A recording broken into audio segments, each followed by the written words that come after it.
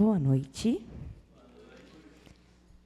Eu quero pedir desculpas porque hoje é a primeira vez que eu estou pregando fora da nossa congregação. Eu sou da comunidade judaico-adventista, aqui em Botafogo.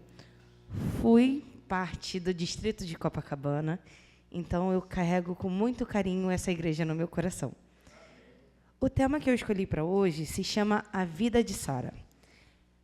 Lá na Bet Benei, assim como em todo o judaísmo, nós estudamos a Torá em porções. E uma delas se chama Haye Sará, a vida de Sara. Ela se passa em Gênesis 23:1 até Gênesis 25:18. E Sara, ela é considerada a nossa mãe de fé. É a única mulher na Bíblia que, por ocasião de sua morte, tem a sua idade revelada. E vamos abrir lá em Gênesis 23:1.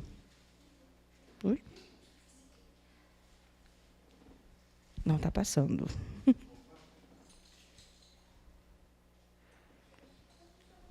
Em Gênesis 23:1 está escrito: E essa foi a vida de Sara, 127 anos. Estes foram os anos da vida de Sara. No hebraico,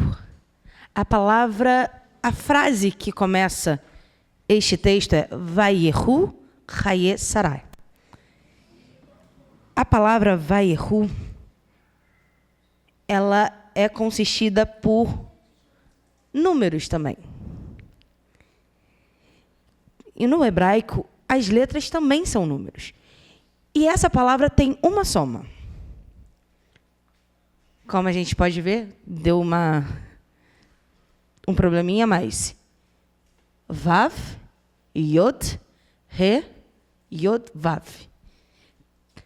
O Vav é considerado o número 6, o Yod é considerado o número 10, o Re é o número 5, o Yod 10 novamente, e o Vav 6. Essa soma é 37. Mas por que essa palavra tem um significado tão importante para essa porção? Porque o número 37 é representativo da idade de Isaac, quando Sara morreu. Sara viveu 37 anos.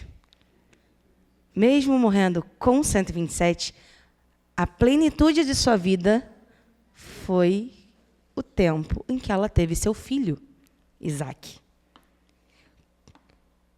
Sara, ela vivia a bênção para Abraão, 37 anos. Quando a gente lê o versículo 1, a gente acha que a história vai continuar contando um pouquinho mais de Sara. Mas logo em seguida, no versículo 2, a gente lê que Sara morre em Kiriat Arba, que é conhecida como a cidade de Hebrom.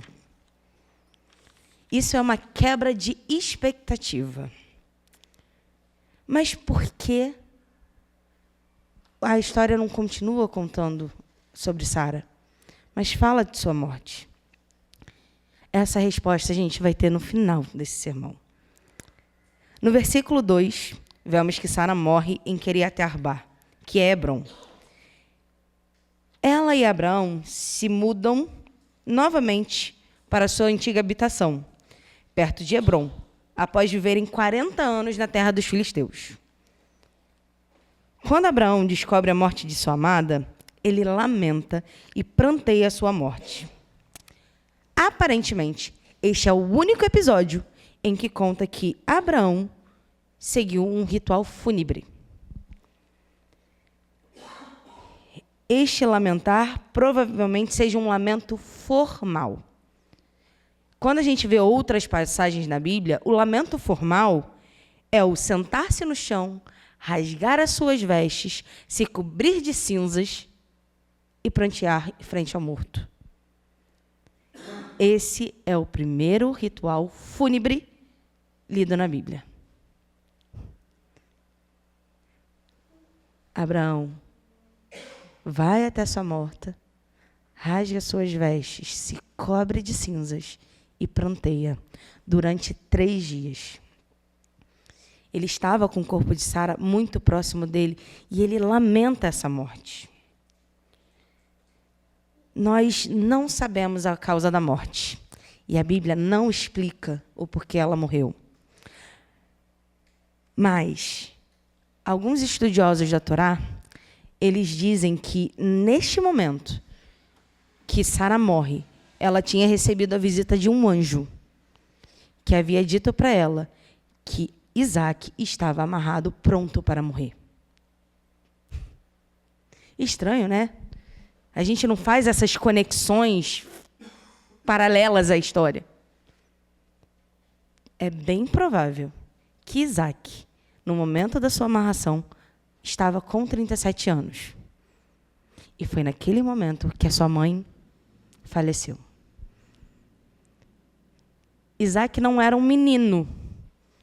Ele não tinha a idade do Sassá quando ele foi até a amarração. Ele não tinha, se ele fosse da idade do Sassá, ele poderia até ter fugido. Mas quando Deus manda Abraão levar o seu filho até o local da amarração, ele tinha plena certeza que seu filho entendia os desígnios de Deus. Como essa história pode ser provável ou não, nós entendemos a dor mais significativa de Abraão naquele momento. Ele não só pranteava por ter perdido a sua esposa, mas ele pranteava porque ele não entendia os desígnios de Deus naquele momento. Por que Sara tinha que ter morrido? Por que ele não podia ficar com a sua companheira? E surgiram vários porquês, mas ele confiava. Mesmo assim, se passaram 3 dias da morte de Sara. Abraão pranteia. No 3º dia, ele se levanta e ele vai à cidade de Et, onde tinham os hetitas. E ele vai em busca de um local para sepultá-la. Quando a gente vai ler o texto de Gênesis 23, a gente vê Abraão conversando com os hetitas. Vamos lá. A partir do verso 3. E depois saiu do lugar onde estava o corpo e foi falar com os heteus. E disse: Eu sou o estrangeiro que mora no meio de vocês. Portanto, me vendam um pedaço de terra para que eu possa sepultar a minha mulher. E os heteus responderam: Escute, Senhor. O Senhor é para nós como um chefe poderoso. Sepulte a sua mulher na melhor sepultura que tivermos. Nenhum de nós negará dar-lhe a sepultura. Nessa versão está escrito príncipe de Deus. A história de Abraão e de Sara era conhecida. Eles haviam passado pelo Egito, viveram na terra dos filisteus, voltaram para o Egito e voltaram para a terra de Canaã. Eles passaram por fome, passaram por dor, passaram por tristezas, mas a história se fez conhecida. Quando eles falam príncipe de Deus ou servo do Senhor, eles estão dizendo que a bênção do Deus de Abraão estava com eles.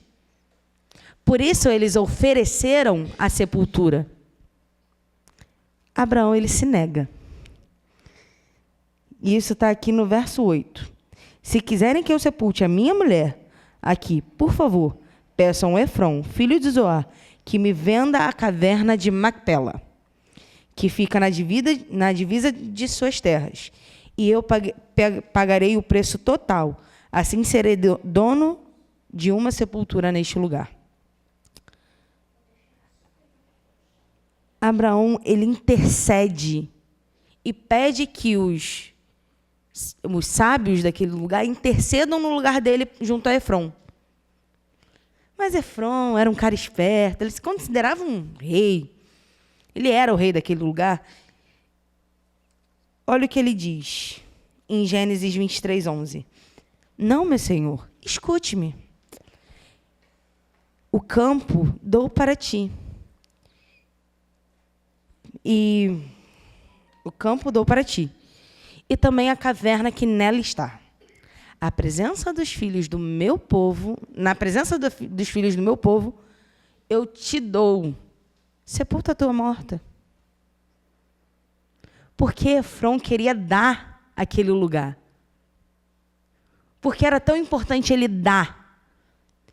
Efrom queria uma troca de favores. A troca de favores era muito importante naquele tempo. Ele queria tornar Abraão refém da sua serventia. Mas Abraão era um cara esperto. Ele sim era esperto. Ele rejeita e fala assim, não, eu não quero. Eu quero comprar a sua terra. Me dá um preço. Abraão repete a frase, me dá um preço. Então, Efrom lá, muito desdenhoso, me dá 400 ciclos de prata. E assim a gente sela o acordo. Abraão chama aqueles mesmos sábios que ele pediu para interceder e pesa o ouro na frente de todos, confirmando a transação e a adquisição da terra. Aquisição da terra. Porque Abraão pede aquela terra. E porque ele queria especificamente a capela de Macpela. Vocês sabem responder? Gente, eu vou fazer como eu faço na Beth Benei, se vocês me permitirem. Eu gosto de ouvir vocês também. É uma troca. E a pergunta, por que ele queria aquela terra? E por que especificamente aquela capela? Aquela caverna?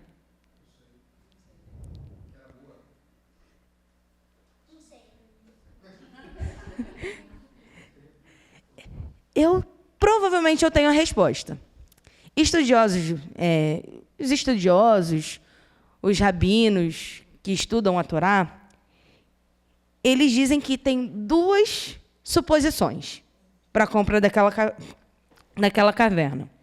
A primeira é que seja pelo nome. A Macpela, ela tem por sua origem Cafal, ou Cafal, que significa dobrar. Provavelmente, ao invés de uma capela, teriam duas. Duas cavernas teriam uma caverna teriam duas. Uma em cima da outra. Ou então duas entradas. Mas os estudiosos, eles dizem que aquele local é o local de sepultura de Adão e Eva.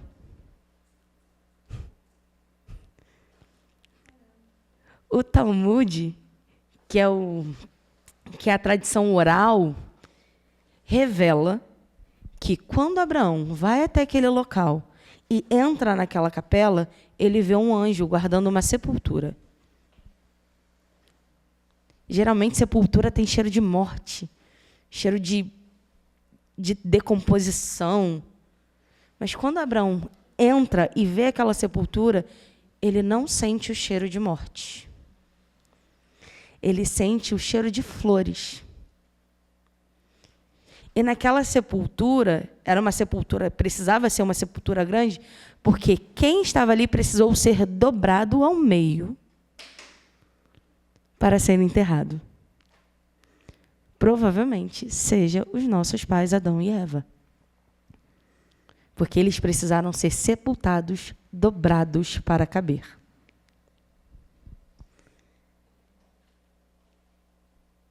Não sabemos se isso é verdade. Eu nunca tive a oportunidade de visitar Macpela. Hoje ela é aberta à visitação. Só que ela está em uma parte que é árabe.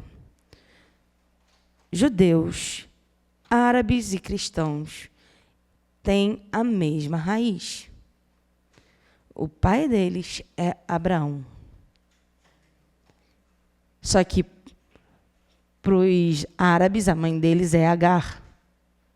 Para nós e para os judeus é Sara. Porque ela teve o filho da promessa.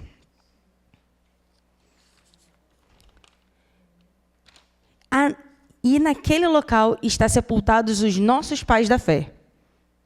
Ali está Abraão, Sara, Rebeca, Jacó. E qual é a outra?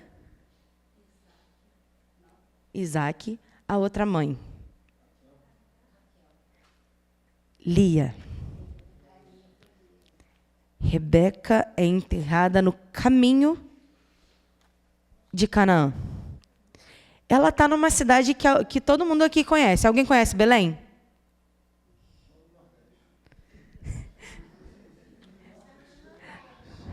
Na Bíblia, essa cidade é a cidade onde nasceu uma figura muito importante. E está escrito em Ezequiel: ó tu, Belém Efrata, pequena demais entre os povos. Falando do Salvador que vinha. Em Daniel, em Jeremias, está escrito: e Raquel chora por seus filhos. Quando o povo estava indo em cativeiro até a Babilônia. E o texto é repetido em Mateus. Quando Jesus foge para o Egito. Porque os filhos de Belém estavam sendo mortos por Herodes. Raquel recebe uma bênção que nenhum patriarca recebe. É da onde ela foi sepultada que vai nascer o nosso Salvador.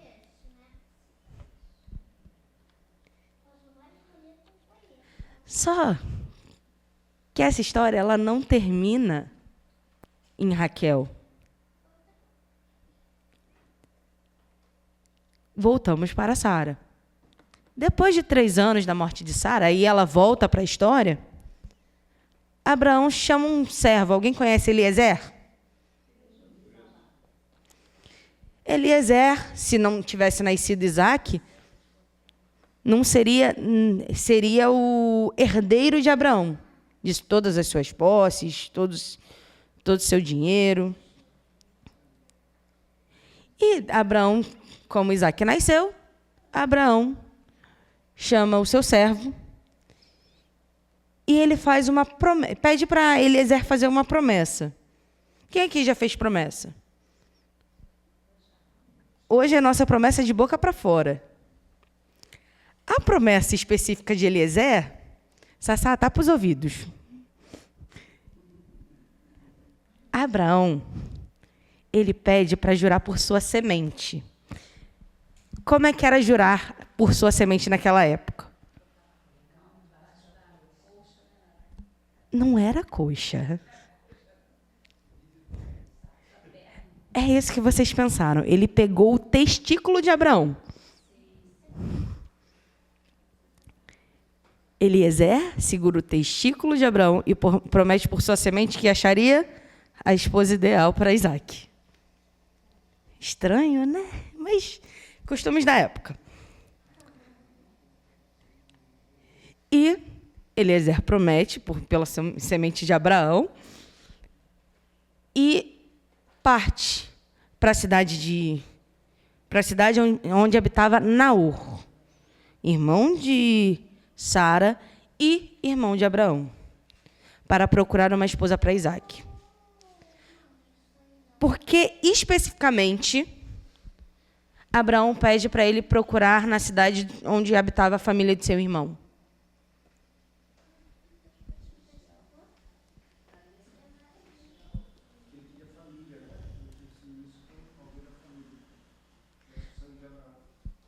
Também.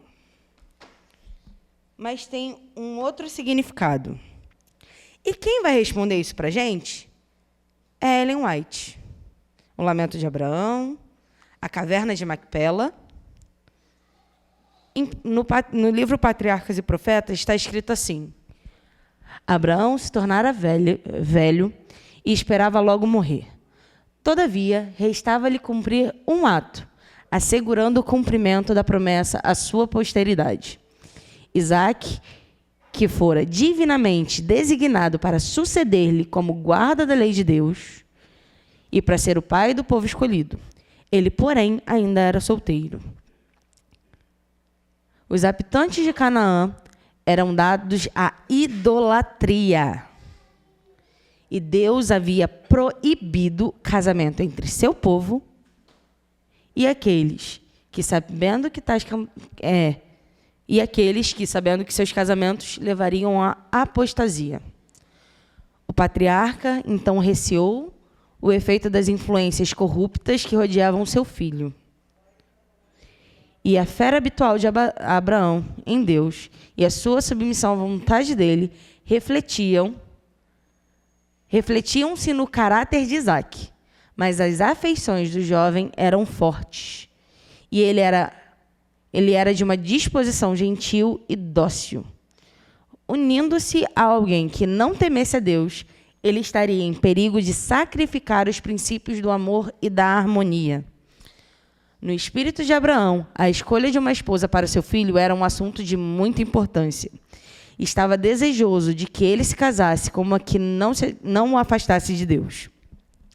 E Isaque, confiando na sabedoria e afeição de seu pai, estava satisfeito com a entrega desta questão a ele, crendo também que o próprio Deus dirigiria a escolha a fazer-se. Os pensamentos do patriarca volveram-se para os parentes de seu pai na terra da Mesopotâmia. Pois que não estivessem livres da idolatria, acalentavam o conhecimento e o culto do verdadeiro Deus. Isaque não deveria sair de Canaã para ir a eles, mas poderia ser que ele encontrasse entre eles alguma mulher que quisesse deixar o seu lar e unir-se a ele para manter a pureza e o culto ao Deus vivo. Esse era o maior desafio de Eliezer: encontrar alguém que seguisse os princípios de Abraão e de Sara. Mas Eliezer aceita o desafio. Ele promete, pela semente de seu chefe, seu patrão, que cumpriria o trabalho. Eliezer organizou sua comitiva e partiu com a certeza de que Deus o conduziria. Ao chegar às terras do parente de Abraão e de Sara, Eliezer viu que as jovens mulheres retiravam a água do poço. E ali, naquele momento, ele orou e pediu a Deus que o conduzisse e lhe mostrasse quem era a escolhida dele. Naquele momento, a resposta de Eliezer é aceita e é atendida. Quem se aproxima? Rebeca. Ela se aproxima para retirar água do poço e Eliezer vai pedir para ela: pô, você não pode dar água para mim e para os camelos? Mas isso tem um significado muito mais profundo. Eliezer se coloca no patamar dos camelos. Ele mostra a sua inferioridade ao trabalho que ele estava fazendo. Rebeca, com o Espírito de Deus, responde: não, eu trarei água para você. Deu uma pausa. E para os seus camelos. Mostrando assim que ele não era inferior ao trabalho que Deus havia designado. Rebeca dá água a Eliezer, dá água aos camelos. E após beberem, Eliezer faz mais uma pergunta. E quando ela responde, ele se ajoelha e agradece a Deus. Porque ele havia reafirmado a resposta e o desígnio de Deus naquele momento. Rebeca, então, chama Eliezer, volta para a casa de seus pais e conta tudo o que havia acontecido. Toda a sua família ouve. E o seu irmão, quem conhece aqui Labão? Então, é esse daí mesmo. Labão aquela figura maravilhosa que a gente vai ler, se vocês quiserem, eu conto a história de Jacó aqui. Vai até Eliezer, chama ele, vamos lá para casa. E ele já chega perguntando, e os presentes? O Eliezer já tinha chegado com uma comitiva, né? Então, ele estava levando ouro, pingentes, joias, camelos, ovelhas, gado em si, tudo para entregar aquela que era como dote para a mulher escolhida de Deus. A família oferece comida para Eliezer, mas ele não aceita, até que transmita a mensagem do seu senhor. Então, a família deixa com que ele conte, e ele conta até a história até o encontro de Rebeca. E Labão e Betuel, após ouvirem, isso está em Gênesis 24, 50 e 51. Eis que Rebeca está diante da tua face. Toma e vai-te e seja a mulher do filho do teu senhor, como tem dito o Senhor. Eliezer agradece novamente ao Senhor, entrega o dote à família e dá alguns presentes específicos para a mãe de Rebeca. Eles preparam o local, Eliezer dorme, e na manhã seguinte, Eliezer parte junto com Rebeca. Mas antes da partida, Labão pede que sua irmã fique mais alguns dias. Ele tenta barganhar com Eliezer. Não, deixa ela ficar. Mas Eliezer bate o pé e diz que não. Então, eles partem para a terra de Canaã. Na volta, quando eles já estão próximos a chegar onde estão as tendas de Abraão, eles veem Isaque. E Isaque os vê. Ali, naquela singela troca de olhares, Rebeca e Isaque se apaixonam. Ele a toma e a leva à tenda de quem? Ele leva a tenda de sua mãe e a desposa. Essa é a primeira cena de casamento que a gente também vai ver na Bíblia. É o primeiro ato de celebração de casamento. Abraão depois também vai se casar novamente. E já na sua morte, ele tem o privilégio de ter Isaque, Ismael e seus outros filhos para o sepultar. E ali ele vê a família reconciliada. Mas, claro, o que isso tudo tem a ver com a história de Sara?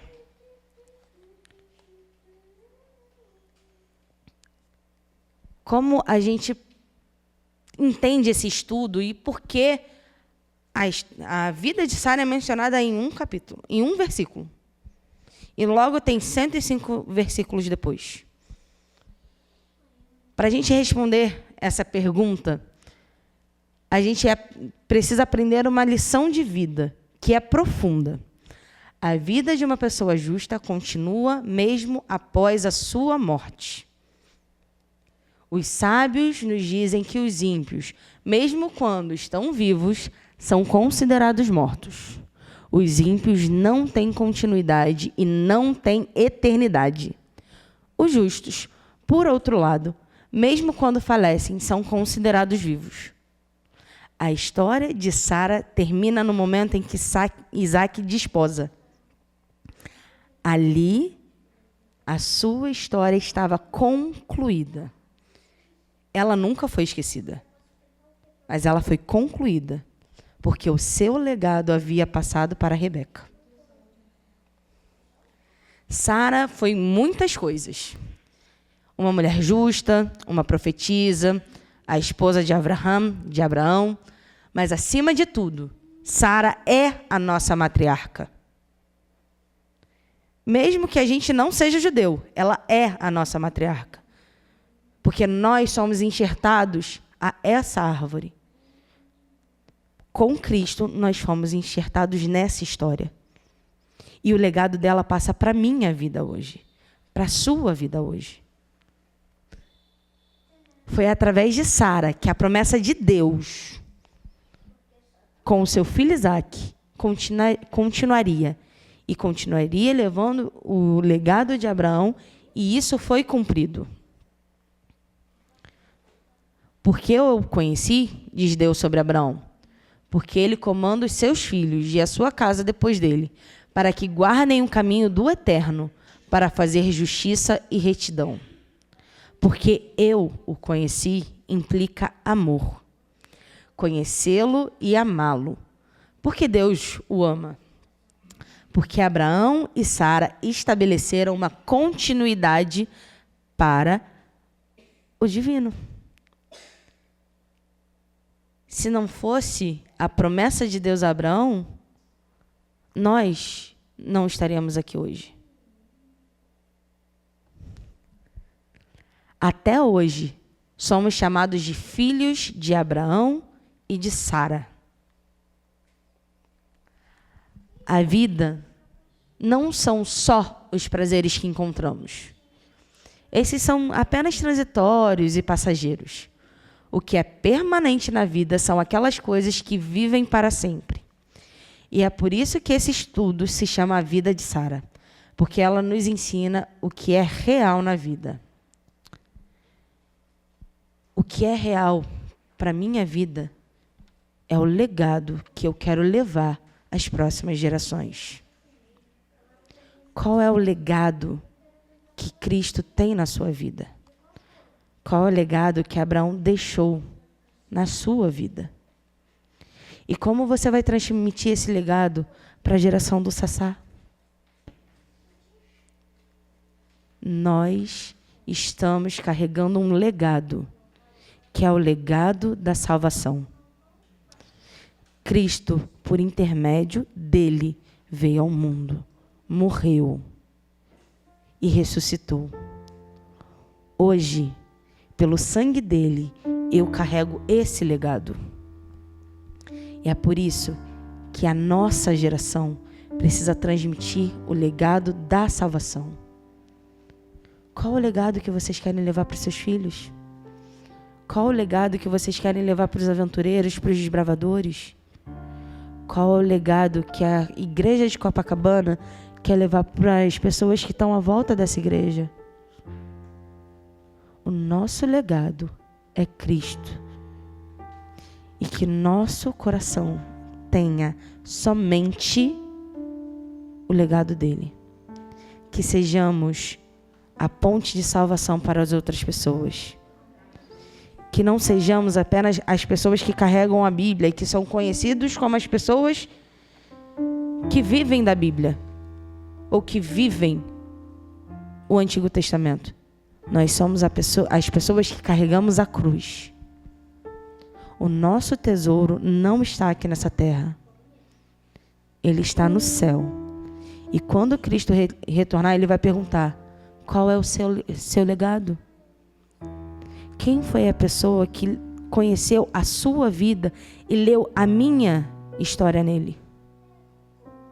É o meu sangue que foi derramado por você. Eu quero que vocês levem isso no coração de vocês. O nosso legado é Cristo. Só Ele é a videira verdadeira. Nós somos o legado de uma geração. E nós devemos passar o nosso legado para as outras. Que o nosso caminho agora para casa seja levando esse legado. Que dos nossos lábios não saiam as nossas palavras, mas a palavra do Eterno.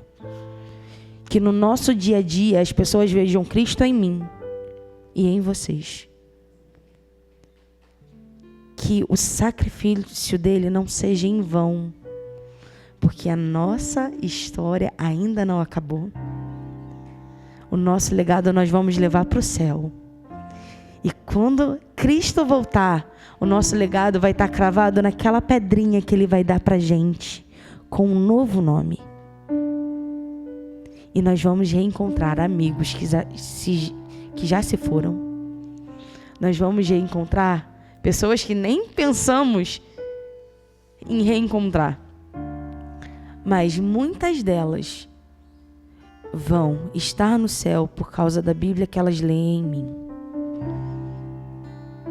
Que sejamos o legado do eterno e que sejamos a história que as nossas gerações vão contar. Que sejamos ponte de salvação para todo mundo.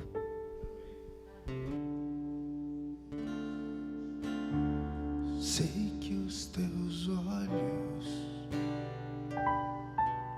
sempre atentos, permanecem em mim.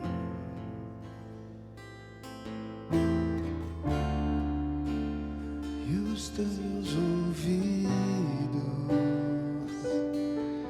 estão sensíveis para ouvir meu clamor. O legado. Posso até chorar, mas a alegria de manhã. És Deus de perto e não de longe, nunca mudaste. Tu és fiel.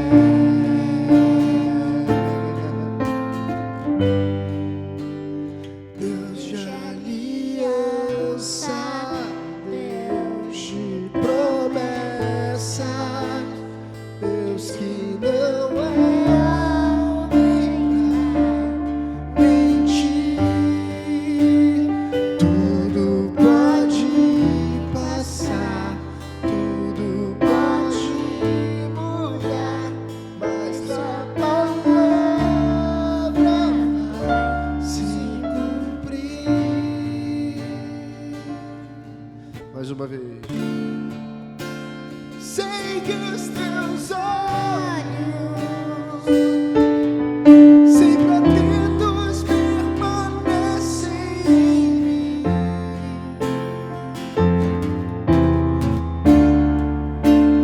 E os teus ouvidos, o que, igreja? São sensíveis para ouvir meu clamor. Posso até chorar,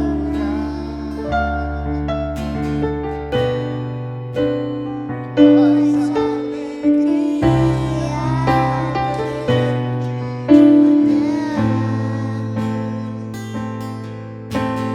és Deus de perto e não de longe, nunca mudaste. Tu és fiel.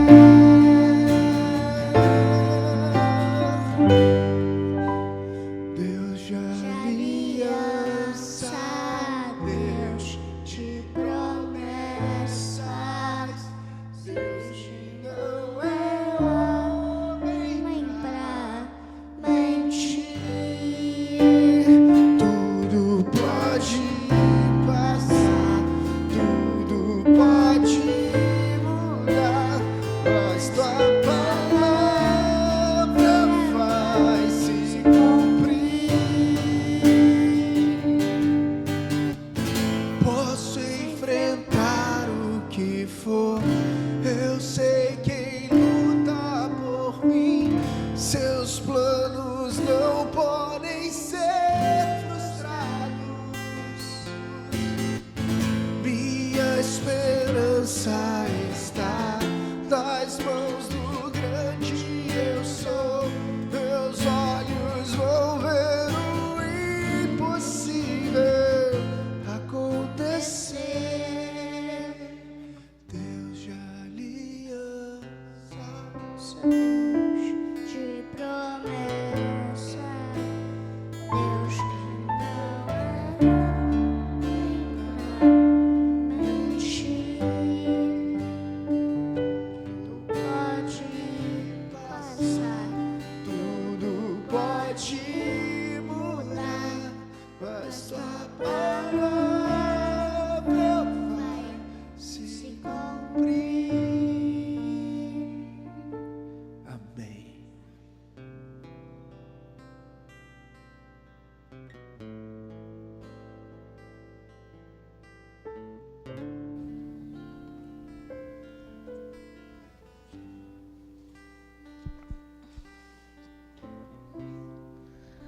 Nosso Pai, nosso Rei, aqui estamos, Senhor, terminando mais um culto de louvor. Que aqui não termine a nossa adoração, mas que estejamos sempre ligados a Ti. Tu és e sempre será o nosso eterno Salvador. Sem a história de Sara, não entenderíamos o legado da salvação. O Senhor enviou a sua serva para ser a mãe de muitas gerações. Dela veio a nossa fé, mas é em Ti que confiamos. Que a minha história não termine hoje sem levar o seu legado. Que a minha vida aponte a cruz, porque dela veio a salvação para todo mundo. Que o Senhor hoje nos abençoe e nos guarde e nos direcione para casa. E que no nosso caminho o Senhor esteja guiando a gente. Assim como o Senhor guiou o seu povo no deserto, que o Senhor nos guie. Que seja o nosso intermédio a cada amanhecer. Que o Senhor nos abençoe e nos guarde e nos leve em segurança.